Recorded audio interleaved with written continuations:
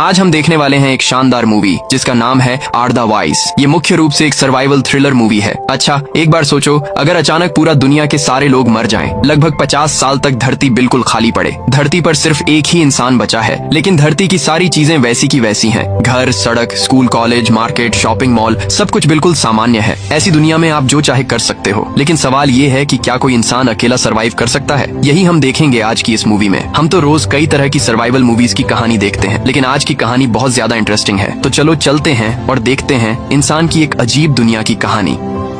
कहानी शुरू होती है अमेरिका के एक शहर में, जहां हम पूरा शहर बिल्कुल खाली देखते हैं। जहां तक आंख जाती है वहां तक कोई इंसान नहीं है। अब हम कैलिफोर्निया के एक जंगल क्षेत्र को देखते हैं, जहां जंगल के बीचों बीच विलियम नाम का एक आदमी रहता है। विलियम असल में एक बायोलॉजिस्ट था, तो ताकि वह अपने रिसर्च अच्छे से पूरा कर सके, इसीलिए वह लोकल जगह से दूर एक जंगल में रहता है। यहाँ तक कि वह कई दिनों से अकेले ही रह रहा है। तो आज जब विलियम बाहर थोड़ा काम करने जाता है, ठीक उसी वक्त एक जानवर आता है और उसके हाथ में काट लेता है। विलियम बहुत डर गया। इसके चलते उसका मोबाइल फोन भी हाथ से नीचे गिर जाता है और फोन ऐसे जगह गिर गया जहां से उसे उठाना मुमकिन नहीं है। तो अब विलियम बहुत बड़े खतरे में पड़ जाता है। अब वह चाहे भी तो किसी से मदद नहीं मांग सकता। तो उसने अपने हाथ को काटकर सांप के जहर को बाहर निकाल दिया। लेकिन जब वह अपने कैंप में पानी पी रहा था, तभी वह वहीं गिर पड़ा। लेकिन काफी समय तक उसे हेलुसिनेशन हो रही थी, क्योंकि सांप के जहर का थोड़ा असर उसके शरीर में अब भी था। इस तरह विलियम कई दिनों तक वहीं पड़ा रहा। हालांकि विलियम सब कुछ सुन सकता था आसपास, लेकिन उसके पास उठने या बोलने की ताकत नहीं थी। तो इसी तरह एक रात देखा गया कि जंगल के अंदर कई हेलीकॉप्टर आते हैं और कई लोग वहाँ के अलग अलग जगहों की तलाशी लेने लगते हैं। विलियम भी समझ रहा था कि उसके कैंप में कोई आया है। ये पता चल रहा था कि वहाँ जरूर कोई इमरजेंसी हुई है। तो इसी तरह हेलीकॉप्टर के जरिए रेस्क्यू टीम खोज में लगी हुई थी। लेकिन विलियम क्योंकि बोल भी नहीं सकता था, तो वह किसी तरह भी उनकी मदद नहीं मांग सका। इसलिए रेस्क्यू टीम वहाँ से चली गई। इस घटना के बाद कई दिन गुजर गए। अब विलियम के शरीर से पूरी दुनिया का असर चला गया। विलियम को अब उसका शरीर काफी अच्छा लग रहा था, लेकिन फिर भी उसे शक हो रहा था कि आगे कोई समस्या तो नहीं होगी।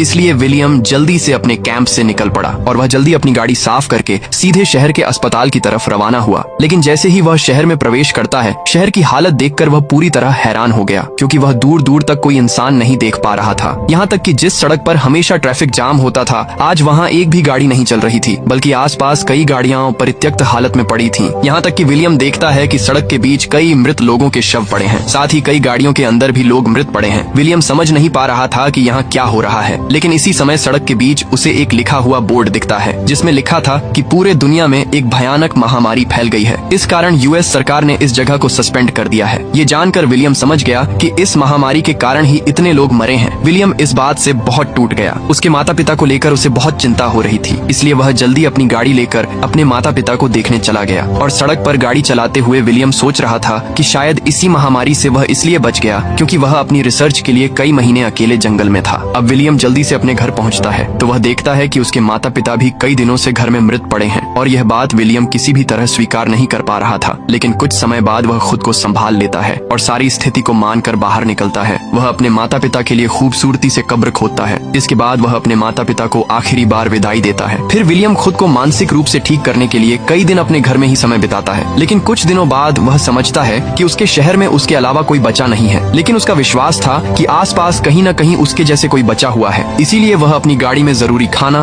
पानी और अन्य सामान लेकर लास वेगास शहर की ओर निकल पड़ता है। लेकिन रास्ते में जो ब्रिज है जिसके जरिए लास वेगास शहर जाता है, उस ब्रिज पर कई गाड़ियों की वजह से ब्रिज ब्लॉक हो गया। ये देखकर विलियम बहुत गुस्से में था, क्योंकि यही लास वेगास जाने का सबसे आसान रास्ता था। लेकिन अब उसे विपरीत रास्ते से जाना होगा, जिसमें ज्यादा समय लगेगा। फिर भी वह जल्दी से उस रास्ते पर निकल पड़ता है और कई घंटे की यात्रा के बाद वह किसी तरह लास वेगास पहुंचता है। लास वेगास बहुत ही विकसित शहर था और यहाँ की जनसंख्या ज्यादा होने के कारण यह शहर बहुत व्यस्त माना जाता था। लेकिन इस व्यस्त शहर में आने के बाद भी विलियम देखता है कि यहाँ भी उसके शहर की तरह कोई नहीं है। वह अलग अलग सड़कें, शॉपिंग मॉल, रेस्टोरेंट सब जगह घूम कर देखता है, लेकिन कहीं भी किसी इंसान का पता नहीं था। फिर भी बहुत समय तक विलियम अलग अलग जगहों पर घूमता रहा। इस वजह से वह बहुत थक गया और वह वहाँ के एक बहुत पॉपुलर होटल में चला गया। फिर वह रिलैक्स होने के लिए वहाँ नहाकर होटल के क्लब सेक्टर में गया, जहाँ बहुत महंगी महंगी वाइन थी जो विलियम ने पहले कभी नहीं चखी थी। तो वह धीरे धीरे वहाँ की वाइन ट्राई करने लगा, क्योंकि अब ये उसके लिए पूरी तरह फ्री थी। लेकिन ठीक उसी समय विलियम के पास दो लोग आए, जिनमें से एक का नाम मिल्टन और दूसरे का नाम एन बिजनेसमैन था। विलियम उन्हें जीवित देखकर बहुत खुश हुआ क्योंकि अब कम से कम उसके 2 साथी हो गए थे। अब मिल्टन नाम का आदमी विलियम को बताता है कि वे कई दिनों से इसी तरह अलग अलग होटल में घूम रहे हैं, लेकिन विलियम जानना चाहता है कि यह सब कैसे हुआ। तब मिल्टन उन्हें उनके देश की आखिरी खबर दिखाता है जिसमें कहा गया था कि एक भयानक महामारी पूरे दुनिया में फैल गई है, लेकिन वैज्ञानिक कई कोशिशों के बावजूद कोई एंटीडोट नहीं निकाल पाए, जिसकी वजह से लगातार सैकड़ों लोग मर रहे हैं। मिल्टन विलियम को और बताता है कि महामारी फैलने के कुछ दिनों के अंदर हर देश में गृह युद्ध शुरू हो गया। लोग खाना और पानी के लिए एक दूसरे से लड़ने लगे, यहाँ तक कि एक दूसरे को मार दिया। इस तरह और भी कई लोगों की मौत हो गई, जिसकी वजह से अब हर जगह इंसान नहीं है। शायद धरती पर अब बहुत कम लोग ही जीवित हैं। मिल्टन विलियम को बताता है कि महामारी के इतने दिनों बाद उन्होंने विलियम को केवल जीवित पाया, उनके बीच किसी भी जीवित इंसान को नहीं देखा। ये सुनकर विलियम बहुत डर गया। वह समझ गया कि इतने कम समय में लगातार कितने लोग मर चुके हैं। इसी बीच विलियम यहाँ मिल्टन और एन की बातें सुनकर समझ गया कि इतने दिनों तक अकेले सरवाइव करने के कारण उन दोनों की मानसिक स्थिति ज्यादा अच्छी नहीं थी। अब एन यहाँ विलियम को बताती है कि जब उसके हस्बैंड और बच्चे मर रहे थे तो उसने वीडियो कॉल के जरिए उनकी मौत देखी, इसलिए उसने अपने जीवन का सारा दुख वहीं पाया। अब उसके जीने की कोई इच्छा नहीं है, वह केवल अपनी मौत का इंतजार कर रही है। तो इस तरह विलियम कई दिन उनके साथ होटल में बिताता है और यहाँ के महंगे महंगे खाना, सामान, कपड़े सब फ्री में मिलने के बावजूद उनको कुछ भी अच्छा नहीं लग रहा था। जीवन का हर दिन उनके लिए बहुत बोरिंग हो गया था, क्योंकि जब इंसान आसानी से सब चीजें पाता है तो उनके लिए नई चीज पाने की कोई उम्मीद नहीं रहती। तो इसी तरह एक दिन मिल्टन और विलियम बात कर रहे थे। मिल्टन यहाँ विलियम को बताता है कि वह एक बहुत बड़ा बिजनेसमैन था और अपनी कंपनी को खड़ा करने के लिए उसे बहुत मेहनत करनी पड़ी। उसने अपनी पूरी जिंदगी कंपनी के पीछे लगा दी, लेकिन अब उसके लिए उस कंपनी की कोई कीमत नहीं है। यहाँ तक कि उसके परिवार में भी अब कोई जीवित नहीं है, लेकिन उसके पास अब सिर्फ एक गन है और इस गन को उसने इसलिए रखा है ताकि जब चाहे वे अपनी जान ले सकें। ये सुनकर विलियम बहुत डर गया और वह तुरंत होटल से बाहर निकल आया, क्योंकि वह अभी भी जीना चाहता था। लेकिन होटल से बाहर आते ही विलियम को लगातार 2 गोलियों की आवाज सुनाई दी, यानी मिल्टन और एन ने खुद को खत्म कर लिया। इसलिए विलियम फिर से बिल्कुल अकेला रह गया। उसे लग रहा था कि पूरी दुनिया में वही अकेला है। विलियम इससे बहुत ज्यादा डिप्रेस हो गया, इसलिए वह फुल स्पीड में गाड़ी चलाकर जल्दी उस शहर से बाहर निकल गया। लेकिन रास्ते के बीच उसे एक कुत्ता दिखा। उसे देखकर उसने गाड़ी रोक दी। जब वह कुत्ते के पास गया तो उसे वह कुत्ता अपना सा लगा, इसलिए उसने कुत्ते को अपने साथ रखने का फैसला किया, क्योंकि इससे कम से कम उसका एक साथी तो होगा। वह यहाँ कुत्ते का नाम रखता है लकी। तो विलियम अब लकी के साथ नए तरीके से जीने का फैसला करता है, इसीलिए वह सबसे पहले लकी को लेकर एक लाइब्रेरी जाता है और वहाँ से वह कई सर्वाइवल किताबें लेता है। फिर वह सीधे अपने पुराने घर चला जाता है। फिर विलियम अपने दिमाग से सारी परेशानियां निकाल देता है, क्योंकि अब उसके पास अनलिमिटेड सब कुछ था। खाना और पानी के लिए उसे कोई चिंता नहीं करनी थी। अब विलियम धीरे धीरे लकी के साथ समय बिताने लगता है। वह अपने दिल की सारी बातें लकी के साथ शेयर करता। हर सुबह उठकर वह खाना बनाता।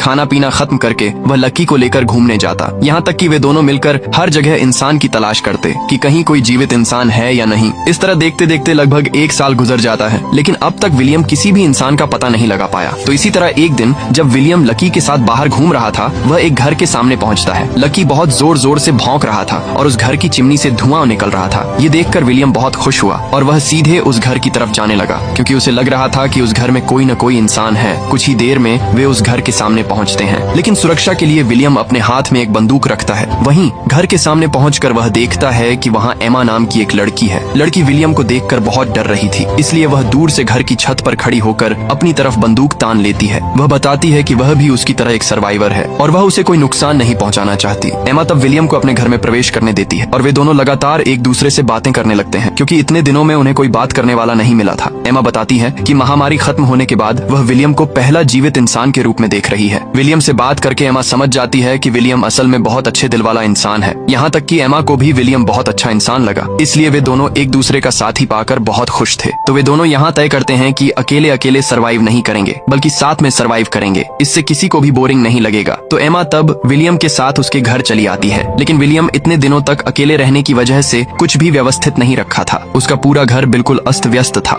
इसलिए वे दोनों मिलकर नया घर सजाने का काम शुरू करते हैं। विलियम के घर के पास ही एक बहुत बड़ा सुपर शॉप था, जो कभी उनके शहर का सबसे पॉपुलर सुपर शॉप था और इस सुपर शॉप में लगभग हर इंसान की जरूरत की चीजें मिलती थीं। इस बीच वे दोनों एक दूसरे को पाकर नए तरीके से जीने की प्रेरणा पा रहे थे। तो देखते देखते उनका समय बहुत अच्छा बीत रहा था। वे हर सुबह उठकर साथ में काम करते थे और पूरे दिन एक रूटीन के अनुसार अपना समय बिताते थे। फिर वे बातें करते, कॉफी पीते और कई बार किताबें पढ़ते। जब उनका खाना, पानी और जरूरी चीजें खत्म हो जाती थीं, तो वे उन्हें उस सुपर शॉप से लेकर आते। इस तरह कुछ ही दिनों में वे एक दूसरे की मदद से धीरे धीरे अपने शौक के काम करने लगे, ताकि उनके लिए दिन बोरिंग न हो। वे ज्यादातर समय फिशिंग और गार्डनिंग करके बिताते थे। लेकिन कुछ ही दिनों में विलियम ने एक बात नोटिस नोटिस की। वह देखता है कि एमा हमेशा उसकी बहुत देखभाल करती है और छोटी छोटी चीजों में भी उसका बहुत ख्याल रखती है। धीरे धीरे विलियम को एमा के प्रति बहुत स्नेह हो गया। वे दोनों एक दूसरे से प्यार करने लगे। फिर उन्होंने चर्चा करके तय किया कि अगर धरती पर केवल वे दोनों ही जीवित रह गए हैं तो अब उन्हें धरती की जनसंख्या बढ़ानी होगी। इस तरह वे एक नए दुनिया की शुरुआत कर सकते हैं। तो इसी तरह कुछ और दिन बीत जाते हैं, लेकिन शहर में कहीं भी इंसान नहीं होने के कारण धीरे धीरे शहर में जंगली जानवर आने लगे जो इंसानों के लिए बहुत खतरनाक थे। और अब शहर के सारे फैक्ट्रियां बंद होने की वजह से शहर के पावर स्टेशन भी बंद थे,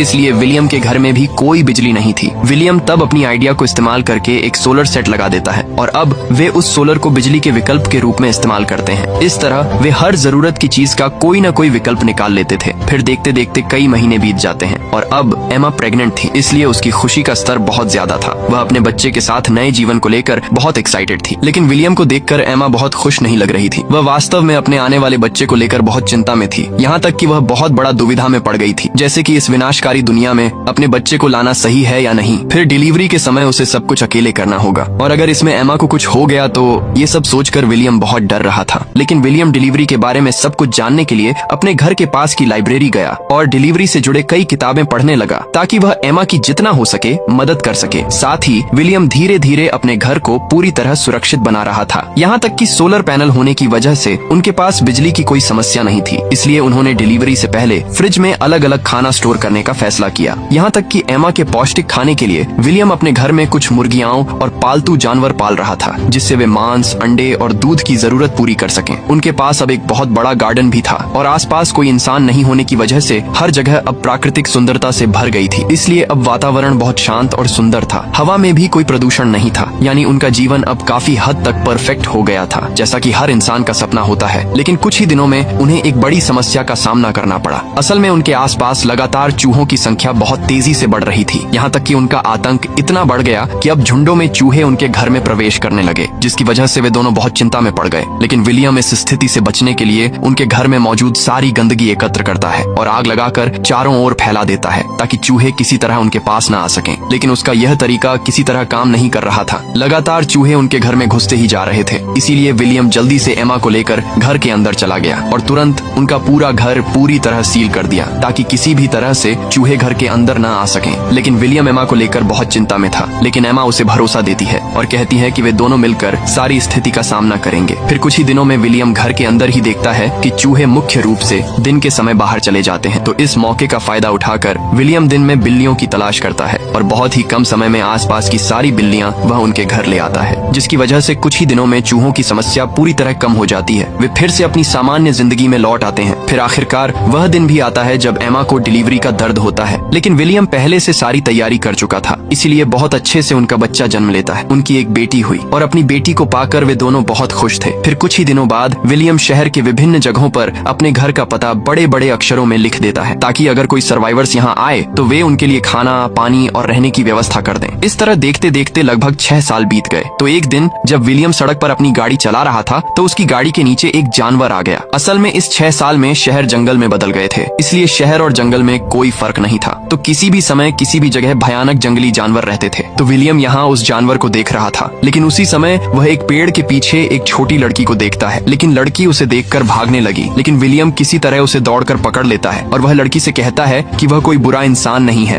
वह उसे कोई नुकसान नहीं करेगा, तो अगर वह चाहे वह उसके साथ उसके घर जा सकती है। वहाँ उसके लिए खाना, पानी और सब चीजें तैयार हैं। यहाँ तक कि घर में उसकी पत्नी और बच्चा भी थे, लेकिन फिर भी लड़की डर के मारे वहाँ चिल्लाती हुई भागने की कोशिश कर रही थी। लेकिन लड़की बहुत भूखी थी, तो जब विलियम उसे कुछ खाने को देता है तो लड़की समझ जाती है कि विलियम कोई बुरा इंसान नहीं है, इसलिए लड़की विलियम की गाड़ी में चढ़कर उसके घर चली आती है और विलियम अपनी फैमिली के लिए बहुत सारा फल और सब्जियां लाया था। लेकिन यहाँ हम देखते हैं कि अब विलियम और एमा के 2 बच्चे हैं। उनके बड़े बच्चे का नाम हेडर था और छोटे बच्चे का नाम एलेक्स था। और मजेदार बात यह है कि एमा फिर से प्रेग्नेंट थी। इस बीच विलियम ने शहर के विभिन्न जगहों पर जो एड्रेस दिया था उनका फॉलो करते हुए उनके घर में और 2 सर्वाइवर्स शामिल हो गए, जिनमें से एक का नाम जॉर्ज था और दूसरे का नाम मेरीना था। लेकिन जो लड़की विलियम के साथ आई थी वह अभी भी बहुत डर रही थी, इसलिए वह विलियम की गाड़ी से किसी तरह भी नहीं उतर रही थी। तो उसे कंफर्टेबल फील कराने के लिए कोई भी उसे कुछ नहीं बोलता, इसलिए लड़की पूरी रात उसी ट्रक में बिताती है। फिर सुबह होते ही मेरीना उसे खाना देने आती है, लेकिन लड़की डर के मारे खाना फेंक देती है। मेरीना तब लड़की से कहती है कि कई साल पहले वह भी अपने साथी के साथ पूरी तरह अकेली थी। वे दोनों मिलकर सड़क पर घूमते रहते थे, कहीं रहने की जगह नहीं थी, लेकिन लगभग 3 साल से वे विलियम के साथ हैं। वे बहुत अच्छे इंसान हैं, तुम्हें डरने की कोई जरूरत नहीं है। ये सब बातें मेरीना कहकर लड़की को समझाती है और उसे फ्रेश होने के लिए नहाने के लिए भेजती है। लेकिन जब मेरीना उस लड़की के सामान की जांच कर रही थी तो वह वहाँ एक अजीब ड्राइंग और एक लेटर पाती है। लेटर में लड़की का नाम लिखा था ईवी। मेरीना तब ईवी का लेटर बाकी सभी को दिखाती है क्योंकि यह चिट्ठी वास्तव में ईवी की माँ ने लिखी थी। लेटर में लिखा था कि अगर कोई मेरी बेटी को पाता है तो कृपया उसका ख्याल रखें, उसने अपने जीवन में बहुत कष्ट सहा है। वे सभी चिट्ठी के माध्यम से और भी जान पाते हैं कि जब दुनिया में महामारी फैली थी तो ईवी को उसका अपना पिता ही परेशान करता था और उस घटना का ईवी के मन पर बहुत बुरा असर पड़ा। इसलिए तब से ईवी किसी पर विश्वास नहीं करती, यहाँ तक कि अजनबी इंसान को देखकर वह बहुत डर जाती है। लेकिन एक दिन जब ईवी का पिता फिर से उसे परेशान करने जा रहा था तो ईवी की माँ ने खुद अपने हाथों से उसे मार डाला और उसने ईवी को कुछ चीजें देकर घर से एक सुरक्षित जगह जाने के लिए कहा। ईवी के बारे में सारी बातें जानकर सब बहुत ज्यादा इमोशनल हो जाते हैं और वे सभी मिलकर तय करते हैं कि वे ईवी का ख्याल रखेंगे। इस तरह कई दिन बीत जाते हैं। कुछ ही दिनों बाद एमा के कॉलेज में एक और बच्चा आता है जिसका नाम वे रखते हैं जॉय। सब मिलकर बहुत खुश थे। वे सभी मिलकर बहुत मस्ती करके जीवन जी रहे थे। इसी बीच एक दिन उन्हें पता चलता है कि कोई इंसान उनके पास आया है। वे असल में रस्सी और बेल का इस्तेमाल करके एक ट्रैप बना चुके थे ताकि अगर कोई उनके पास आए तो वे पहले ही समझ जाएं और तुरंत सतर्क हो जाएं। यहाँ सिग्नल पाकर सभी बच्चों को घर के अंदर भेज दिया जाता है और बड़े लोग मिलकर तैयार हो जाते हैं उन्हें संभालने के लिए। लेकिन जब वे इंसान यहाँ आते हैं तो पता चलता है कि वे भी विलियम जैसे सर्वाइवर्स हैं जो रहने के लिए जगह ढूंढ रहे थे। तो वे यहाँ विलियम को बताते हैं कि वे टाउन में एक जगह देखकर इस जगह पर आए हैं। वे उनके दुश्मन नहीं हैं। इस ग्रुप में 4 सदस्य थे। उनके नाम थे मॉली, जीन, एजरा और उनका छोटा सदस्य राइफ। उनके बारे में जानकर विलियम और एमा उन्हें भी अपने साथ ले लेते हैं। फिर जब वे सभी बातचीत कर रहे थे तो मॉली कहती है कि इतने सालों के बाद वे पहली बार जीवित इंसानों को खोज पाए हैं, लेकिन उनके पास रहने के लिए कोई पता नहीं था। वे हर दिन लगभग बहुत सारा रास्ता तय करके इस जगह तक पहुँचे थे, लेकिन अब उन्हें मिलकर बहुत अच्छा लग रहा था। एमा तब उन्हें बताती है कि अब से वे सभी मिलकर एक परिवार की तरह रहेंगे। इसके अलावा यहाँ खाने और पानी की कोई कमी नहीं है, इसलिए उन्हें कोई परेशानी नहीं होगी क्योंकि अब दुनिया में बहुत कम लोग बचे हैं। तो वे सभी मिलकर एक नई जनरेशन बनाएंगे। यहाँ मॉली नाम की लड़की थी जो पहले बहुत पॉपुलर डॉक्टर थी, इसलिए अब अगर उनके मेंबर्स में से कोई बीमार पड़ जाए तो मॉली उनका इलाज कर सकेगी। अगले दिन विलियम सभी को यहाँ के रूल्स समझा रहा था कि कैसे वे खाना, पानी और जरूरी चीजें लाने के लिए अपने घर से शहर के विभिन्न जगहों पर जाते हैं। अब क्योंकि शहर और जंगल के बीच कोई सीमा नहीं है तो जब भी वे बाहर सप्लाई लेने जाएंगे तो उन्हें हमेशा किसी को अपने साथ लेना चाहिए और उनके साथ हथियार भी ले जाना चाहिए क्योंकि अब लगभग हर जगह भयानक जंगली जानवर हैं। उस दिन जरूरी चीजें लाने के लिए फैमिली के सभी बड़े सदस्य शहर के एक दूसरे किनारे चले गए जहाँ एक परित्यक्त हॉस्पिटल था।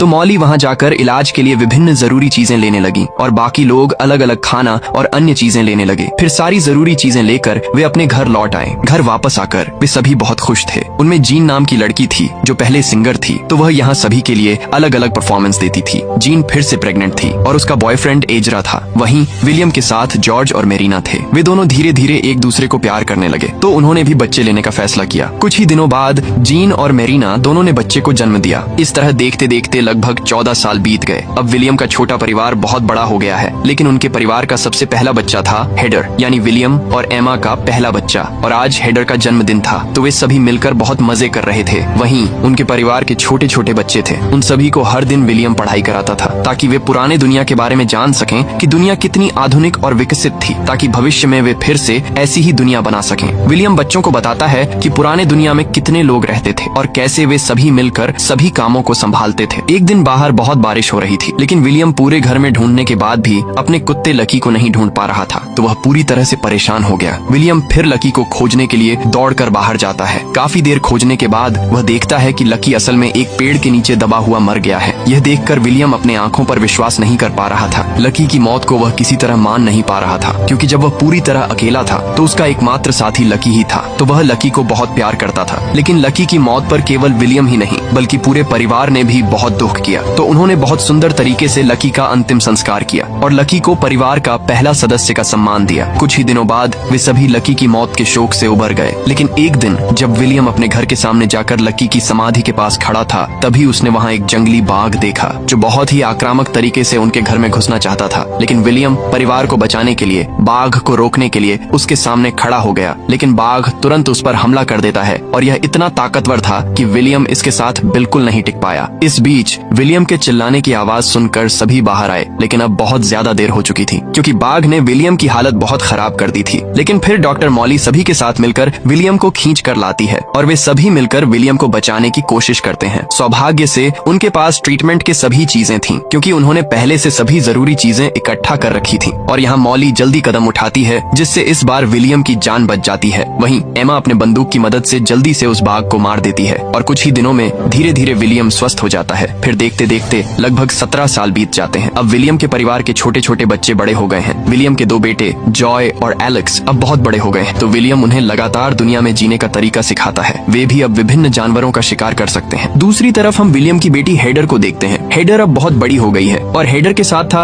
राइफ, वह छोटा लड़का जो मॉली के साथ आया था। लेकिन सबसे मजेदार बात यह है कि राइफ और हेडर अब एक दूसरे को प्यार करते हैं और इस बात को उनके परिवार के सभी लोग जानते हैं। लेकिन कोई भी इसमें आपत्ति नहीं करता, क्योंकि वे भी चाहते थे कि हर कोई अपने साथी को खुद चुने, इससे उनका परिवार और बड़ा होगा। एक दिन हेडर और राइफ ने फैसला किया कि वे दोनों मिलकर अकेले पूरे दुनिया की सैर करेंगे और वे नई नई चीजों का अनुभव करेंगे। और इस बात में उनके परिवार ने उनकी सहमति दे दी, क्योंकि अगर वे अकेले जीना सीखते हैं तो उनके हाथों एक नई पीढ़ी बनेगी। फिर हेडर सभी से विदाई लेकर बाहर निकलती है, लेकिन जाने से पहले उन्होंने अपने साथ बहुत सारा खाना और पानी ले लिया था, तो उन्हें खाने पीने की कोई चिंता नहीं थी। इस तरह कई साल बीत गए। हालांकि इतने सालों तक वे बहुत अच्छे से जी रहे थे, लेकिन अब वे एक बड़ी समस्या का सामना कर रहे थे और वह समस्या यह थी कि सभी जगहों पर पानी की बहुत कमी हो गई थी। धीरे धीरे उनके पास पीने के लिए पानी भी नहीं बचा। तो इस बात को जांचने के लिए वे आसपास के इलाके देखने गए और सभी जगह जाकर उन्होंने देखा कि चारों तरफ जितनी नदियां और नालियां थीं, वे सभी सूख गई थीं। असल में इतने सालों तक अचानक सभी लोग खत्म हो जाने के कारण प्रकृति पर इसका असर पड़ा, जिससे धीरे धीरे दुनिया की सामान्य चीजों में बदलाव होने लगे और इतने सालों तक बारिश न होने की वजह से दुनिया के हर जगह पानी की कमी हो गई। तो विलियम और उसका परिवार बहुत परेशान था। वे समझ नहीं पा रहे थे कि अब पानी का इंतजाम कैसे करेंगे। इसी तरह कुछ दिनों के बाद विलियम के घर के सामने 2 गाड़ियां लेकर कुछ लोग आते हैं। यह देखकर विलियम अपने पूरे परिवार को सतर्क रहने को कहता है, क्योंकि अब दुनिया में पानी की कमी हो गई है, तो किसी भी समय कोई भी टीम उनके घर को कब्जा कर सकती है। तो वे सब मिलकर अपने घर के चारों तरफ सुरक्षा कर लेते हैं। फिर उन गाड़ियों में से एक ग्रुप निकलता है, जिसमें चार्ली नामक एक व्यक्ति था। चार्ली यहाँ आकर उन्हें बताता है कि वे उन्हें नुकसान पहुँचाने नहीं आए हैं, बल्कि वे भी सर्वाइवर हैं। शहर में उनका पता देखकर वे यहाँ आए हैं, लेकिन वे यहाँ रहने नहीं आए हैं, बल्कि उनके ग्रुप के सभी लोग अलग अलग जगह यात्रा करना पसंद करते हैं और इतने सालों तक वे यात्रा करते हुए बहुत सारी जगहों पर गए हैं। लेकिन अब उनके पास तेल की मात्रा बहुत कम है, तो वे यहाँ तेल के लिए डील करना चाहते हैं और अगर विलियम उन्हें तेल देगा तो तेल के बदले वे उन्हें पानी का इंतजाम करेंगे। विलियम पूछता है कि ये कैसे होगा। चार्ली तब उसे बताता है कि उनके पास एक बड़ा ड्रिल मशीन है, उसके जरिए वे जमीन में बहुत गहरा गड्ढा बनाएंगे और वहाँ उनके लिए एक हेड पंप लगाएंगे। विलियम को ड्रिल मशीन बहुत पसंद आती है, साथ ही उनके पास बहुत सारा तेल था जो उन्हें किसी काम का नहीं था,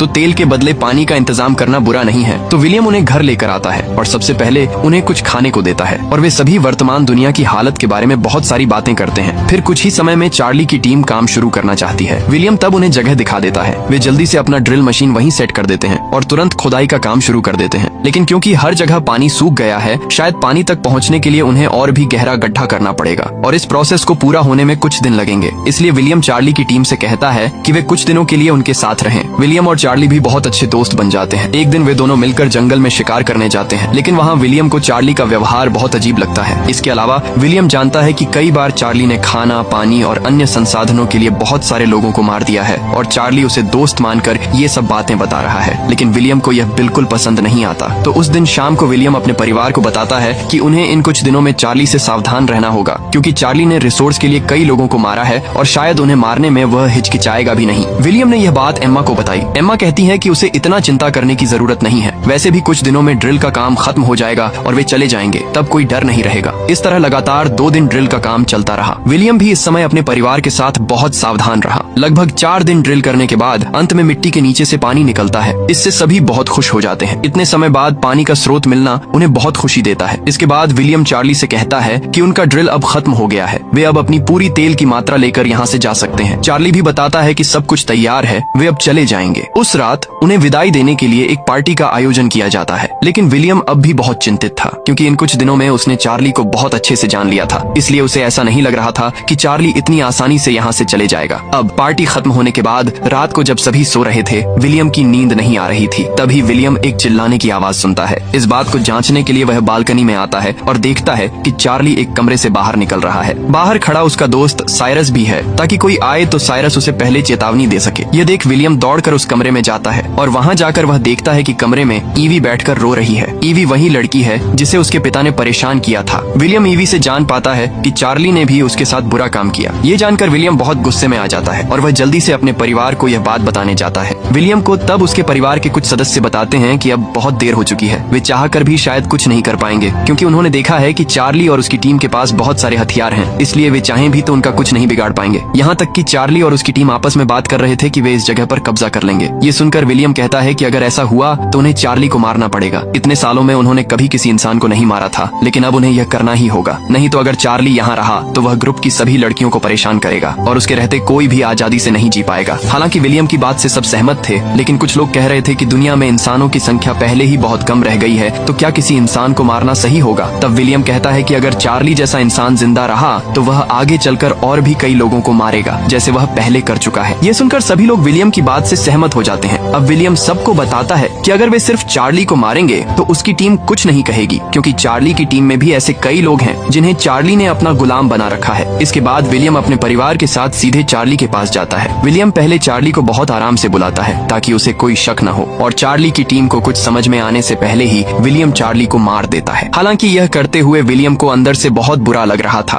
क्योंकि यह पहली बार था जब उसने किसी इंसान को मारा था। फिर भी अपने परिवार की रक्षा करना उसकी जिम्मेदारी थी। जिस परिवार को उसने इतनी मेहनत से बनाया था, उसे वह इतनी आसानी से खोना नहीं चाहता था। अब अगली सुबह जब सबको चार्ली की मौत के बारे में पता चलता है, तब विलियम का परिवार चार्ली की टीम के सभी लोगों को बताता है कि चार्ली ने कल क्या किया था और क्यों उन्हें चार्ली को मारना पड़ा। वे उन्हें यह भी समझाते हैं कि अगर वे चाहें तो सब मिलकर साथ रह सकते हैं। हर किसी के लिए यहाँ खाना, पानी और रहने की पूरी व्यवस्था है। अगर सब साथ रहें तो वे एक बहुत बड़ा परिवार बन सकते हैं। यह सुनकर चार्ली की टीम के लोग खुश हो जाते हैं। वे भी फैसला करते हैं कि पुरानी बातें भूलकर सब मिलकर एक परिवार की तरह अच्छे से जिंदगी जिएंगे। वैसे भी उन्हें एक सुरक्षित रहने की जगह की जरूरत थी। विलियम का परिवार उन्हें यह भी बताता है कि यहाँ रहना है तो सबको मिलकर काम करना होगा, लेकिन अगर कोई यह नहीं करना चाहता तो उसके लिए सारे रास्ते खुले हैं, वह जा सकता है। फिर भी कोई भी वहाँ से जाने के लिए तैयार नहीं होता। सब लोग वहीं रहकर उनके साथ जिंदगी बिताने का फैसला करते हैं, क्योंकि इतने दिनों में सब समझ चुके थे कि विलियम और उसका परिवार सच में दिल के बहुत अच्छे लोग हैं। लेकिन जहाँ टीम के बाकी लोग यहाँ रहना चाहते थे, वहीं चार्ली का सबसे करीबी दोस्त साइरस उन्हें दोष देने लगा। वह कहने लगा कि उन्होंने उसके दोस्त को गलत तरीके से मार दिया है और अब उन्हें इसकी सजा जरूर मिलेगी। साइरस गुस्से में बोला कि वह अपनी पूरी टीम के साथ मिलकर सबको खत्म कर देगा, लेकिन असल में पूरी टीम अब विलियम के साथ खड़ी थी। टीम का एक सदस्य खुलकर कहता है कि चार्ली कैसा इंसान था ये सब जानते हैं। लीडर बनने का फायदा उठाकर उसने सबके साथ बहुत गलत किया। यहाँ तक कि ग्रुप की जितनी भी लड़कियां थीं, चार्ली ने सबके साथ गलत हरकत की थी। डर की वजह से कोई कभी उसके खिलाफ बोल नहीं पाया और अब वही साइरस उसी चार्ली का साथ दे रहा है। असल में वहाँ सिर्फ साइरस ही था जो चार्ली के हक में बोल रहा था, इसलिए धीरे धीरे सब लोग साइरस के खिलाफ खड़े हो जाते हैं। इसलिए विलियम और बाकी सब मिलकर साइरस को वहाँ से निकाल देते हैं। लेकिन उसी वक्त साइरस विलियम से माफी मांगता है। वह कहता है कि वह दोबारा कभी भी चार्ली का नाम नहीं लेगा। अब से वह उनके नियमों के मुताबिक ही चलेगा। वह हाथ जोड़कर कहता है कि उसे अपने साथ रख लें, क्योंकि इस उजड़े हुए दुनिया में वह अकेला जिंदा नहीं रह पाएगा। लेकिन इस बार विलियम साइरस पर भरोसा नहीं करता,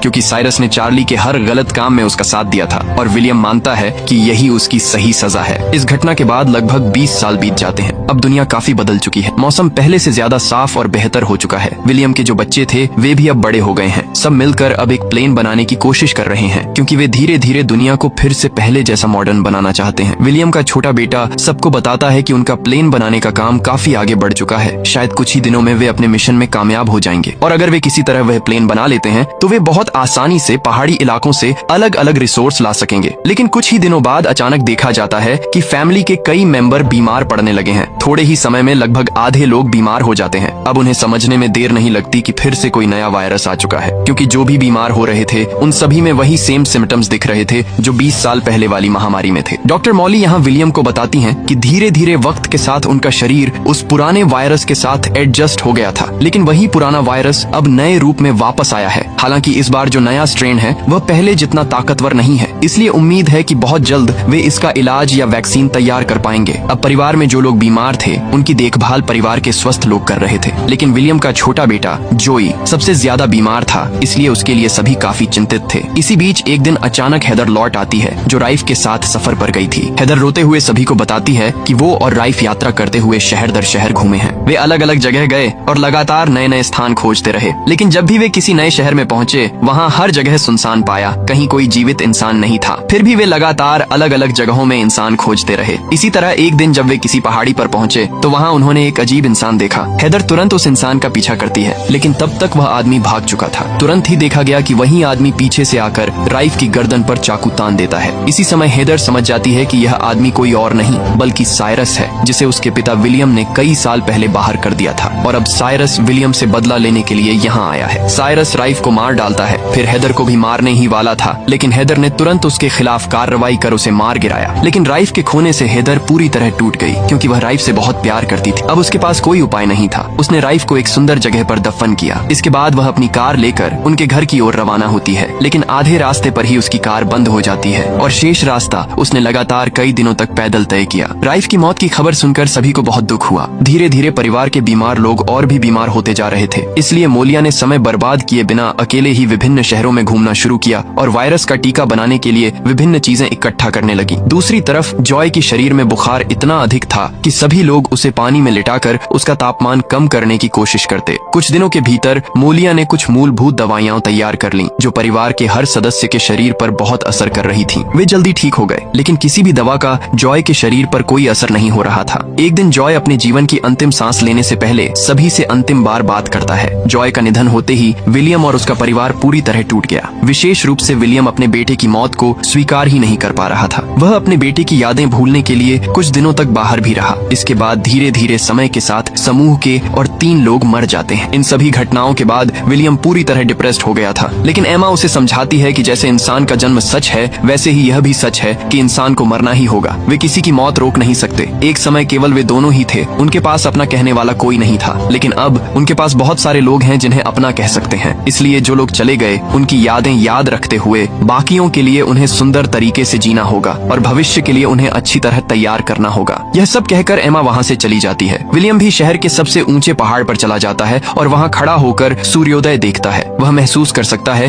कि इतने वर्षों में पृथ्वी कितनी बदल चुकी है। पृथ्वी अब पहले जैसी नहीं रही, इसलिए अब उसे भी अपने विचारों और सोच को बदलना होगा। यह सब सोचते हुए विलियम अपने परिवार के बच्चों के पास चला आता है और विलियम यहाँ सबको बताता है कि वे वास्तव में गलत रास्ते पर बढ़ रहे थे। पृथ्वी को पहले जैसा बनाने की कोशिश करना उनका सबसे बड़ा भूल था, बल्कि उन्हें पृथ्वी की वर्तमान स्थिति के साथ तालमेल बिठाकर आगे बढ़ना होगा। तभी वे सभी एक सुंदर जीवन पा सकेंगे। वे जिस तरह पृथ्वी को देखकर सरवाइव करने की कोशिश कर रहे थे, वह पृथ्वी अब वैसी बिल्कुल नहीं है। इसलिए उन्हें अपनी परिस्थितियों के अनुसार खुद को ढालना होगा। आज से वे वही सीखेंगे जो प्रकृति उन्हें सिखाएगी। कुछ दिनों में विलियम अपने पूरे परिवार को लेकर सबसे पहले रेडियो ठीक करता है, ताकि वे सभी एक दूसरे के साथ संपर्क में रह सकें। इस तरह विलियम सबसे पहले एक रेडियो स्टेशन खोलता है। फिर धीरे धीरे जैसे जैसे उसका परिवार बड़ा होता है, विलियम और बाकी सभी मिलकर विभिन्न खेलों का आयोजन करते हैं। समय बिताने के लिए वे विभिन्न जगहों पर पिकनिक पर भी जाते हैं, अर्थात अब वे सभी सामान्य जीवन में लौट आए हैं। यहाँ तक कि वे धीरे धीरे उन सभी शहरों में भी जाने लगे जो नष्ट हो चुके थे। वे लगातार एक एक करके प्रत्येक शहर को साफ सुथरा बनाने लगे और विलियम और उसके पूरे परिवार ने बच्चों को यह सिखाना शुरू किया कि इंसान वास्तव में कैसे रहते थे, कैसे एक दूसरे की मदद करते थे और इंसान ने प्राचीन काल से पृथ्वी को धीरे धीरे कितना विकसित किया। इस तरह उनका समय बीतता रहा